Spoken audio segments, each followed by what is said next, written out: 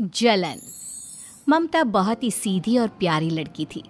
वहीं सुनील एक सरल और आगे बढ़ने की सोच रखने वाला लड़का। सुनील, बेटा सुनील कहाँ है? अरे जरा एक गिलास पानी तो दे दो। हाँ माँ, अभी आया। क्या माँ, पानी तेरे सर के पास ही तो रखा है।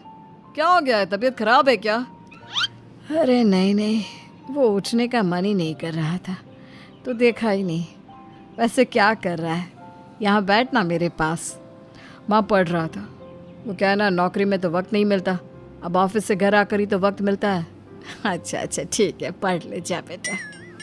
सुनील पढ़ लिख कर और आगे बढ़ना चाहता था, लेकिन माँ की तबीयत खराब देखकर सोचता है कि शादी ही कर ले। कब तक माँ का ख्याल वो अकेले रख पाएगा? तो एक दिन, माँ ये ममता है, मैंने इससे शादी कर ली है।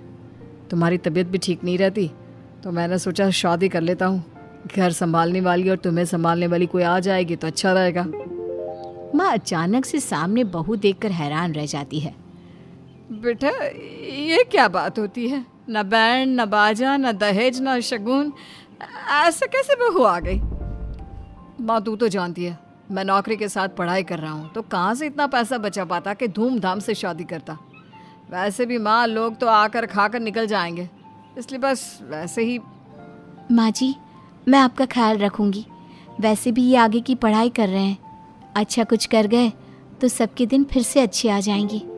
सास को ममता की बात ठीक तो लगती है, लेकिन मन में कहीं ना कहीं लगता है कि कहीं बहू बेटे को लेकर फुर्र ना हो जाए और फिर तो वो रह जाएगी अकेली।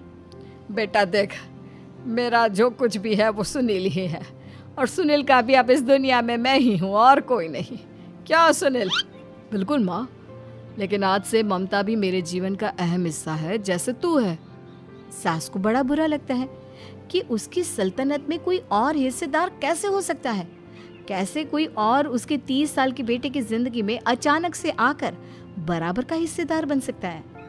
देख बहू, मैं भले थोड़ा बीमार रहती हूँ, लेकिन इसका मतलब यह नहीं कि घर की चीज़ों में मेरा कंट्रोल खत्म हो गया है। मैं आज भी इस घर की रानी हूँ, समझी? बेटा सोचता है कि ये माँ को अचानक से क्या हो गया। कल तक जो माँ कहती थी कि जिंदगी का कोई भरोसा नहीं, वो अचानक से जंग के मैदान की झांसी की रानी कैसे बन गई? माँ क्या हो गया है? सब ठीक है ना? अचानक कैसी बात कर रही हो? ममता का आज पहला दिन है, स्वागत करो उसका। आसपास की आंटियों को बुलाओ, नई दुल्हन की मुंह दिखाए करवाओ। खैर, सास होने का फर्ज निभाती है और बाद में एक सहेली के साथ बाहर निकल जाती है। क्यों री, बताया नहीं कि बेटे का ब्याह कर रही हो? वैसे तो सारा दिन हम ही में घुसी रहती हो। अरे मुझे भी तो अभी पता चला, यूं अचानक सर पर लेकर आ गया। कहता है बहू है माँ तुम्हारी, अब इसको भी इतना ही मैं प्यार करता हूँ जितना तुझे करता हूँ। लो जी, ये क्या बात हो गई? क्यों इतना प्यार करता है? अरे माँ का प्यार तो ज़्यादा होता है। अब उसको तो कोई दूसरा पति मिल सकता है, लेकिन तुम ही बताओ, क्या माँ की ममता किसी और की हो सकती है? ना जी ना, बेटे को समझाओ ये बात। अरे क्या समझाऊं, मुझे तो खुद ही समझ में नहीं आ रहा कि क्या हो रहा है। जो बेटा कल तक माँ माँ करता था, अचानक से बीवी बीवी का राग आलाप रहा है। देखा, उसकी बीवी ना सुंदर और जवान है। सुंदरता के आगे तो एक से एक नहीं टिके, तो तेरा बेटा किस खेत की मूली है? सास को भी समझ में आ जाता है कि बहू की सुंदरता के आगे माँ का प्यार किसी काम का नहीं। उधर बीवी, ए जी, अम्मा जी सहेलियों को छोड़ने गई थी, अभी तक आई नहीं, हम देख आए क्या? अरे रहने दो ना, आ जाएंगी। कहाँ जाएगी, उनकी आदत है, एक बार जाती है तो पूरी पंचायत खत्म करके ही आती है। अच्छा ही है, खाना वाना खा कर गई होगी। छोड़ो ना, घूमेगी तो खाना पचेगा, नहीं तो ऐसे ही खाट पकड़ लेगी। बहू भी शांत हो जाती है। उधर सास सोचती है कि आज थोड़ा देर से ही घर जाती हूँ, जब बेटा परेशान होकर ढूंढेगा तब मजा आएगा। बीवी को खुद ही पता चल जाएगा कि माँ के आगे उसकी दाल नहीं गलेगी। लेकिन वहीं दूसरी ओर घर पर, ए जी, माँ जी अभी भी नहीं आई, हमको तो घबराहट हो रही है कि क्या करें, जाकर पता करें किसी के घर। अच्छा, कहाँ जाओगी ये भी बता दो। पहला दिन है तुम्हारा इस घर में और एक ही दिन में मोहल्ला छानोगी क्या? हाँ, तो आप भी तो नहीं जा रहे हैं ना, हमको फिक्र हो रही है। अरे यार, ये रोज का है अम्मा का, खाओ और सो जाओ। बस फिर क्या था। बेटा बहू खाना खाते हैं और कमरे में सोने चले जाते हैं। उधर जब सास को कोई देखने नहीं आता तो वो हार कर घर आ जाती है, जहाँ वो देखती है कि सारे घर की लाइट्स बंद है। सास को गुस्सा आता है। बहू, ममता बहू कहाँ हो?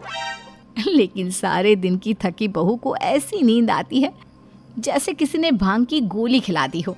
वो तो नहीं उठती। उठकर आ जाता है बेटा। अरे क्या बात है अम्मा, काहे चिल्ला रही हो? अरे सो जाओ ना, सुबह की थकी है बहू, वो सो रही है। जोर से बोलोगी तो नींद खुल जाएगी उसकी। माँ को गुस्सा आ जाता है। फिलहाल तो सो जाती है, लेकिन मन ही मन ढेर सारा जहर बहू के लिए भरा होता है।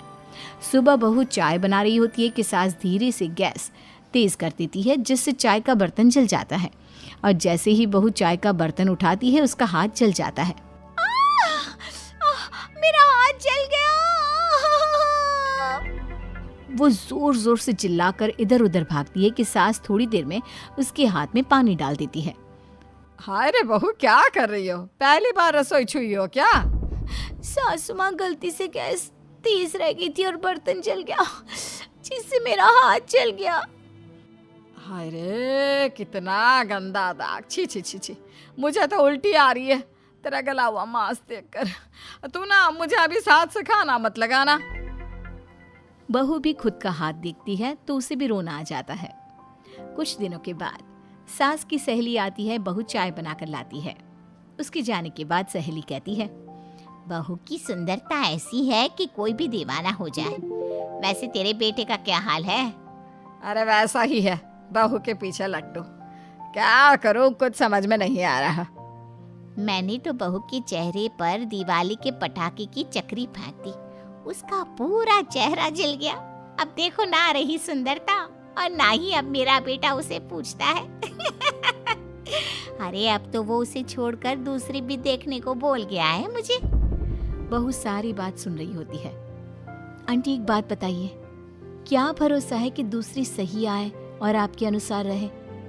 देखिए आंटी, मेरी सासू माँ को गलत बात सिखाने की जरूरत नहीं है। हमारा परिवार साथ में खुशी से रह रहा है।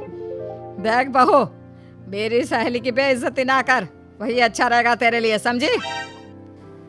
बहू नहीं मानती है। वो बार बार उनकी सहेली को घर से निकल जाने को कहती है। तभी सास की सहेली पास के चूल्हे से लकड़ी लाकर बहू के चेहरे पर लगा देती है। बहू जोर जोर से रोने लगती है। अरे ये क्या कर दिया? मैंने कहाँ किया, ये तो तूने किया। तू ही नहीं चाहती थी कि बहू बेटे के साथ रहे, भला मैं क्यों करूँगी? मैं तो चली, निपटो अब। बहू रो रही होती है, दर्द से चिल्ला रही होती है, लेकिन सास उसे डॉक्टर के पास नहीं ले जाती। तभी पति आता है। क्या हो गया ममता? ये दाग कैसे लगा? तुम कैसे जली? ममता कुछ नहीं कहती, बस दर्द से करा रही होती है। पति माँ की तरफ देखता है। हो ना हो माँ, ये पक्का आपका काम है। आप ही ममता से जला करती थी ना। देखना माँ, अब पुलिस आएगी, केस बनेगा, लेकिन पहले मैं ममता को अस्पताल लेकर जा रहा हूँ। सभी अस्पताल जाते हैं, जहाँ डॉक्टर ममता की सास से कहते हैं, आपने तो नहीं जलाया ना बहू को?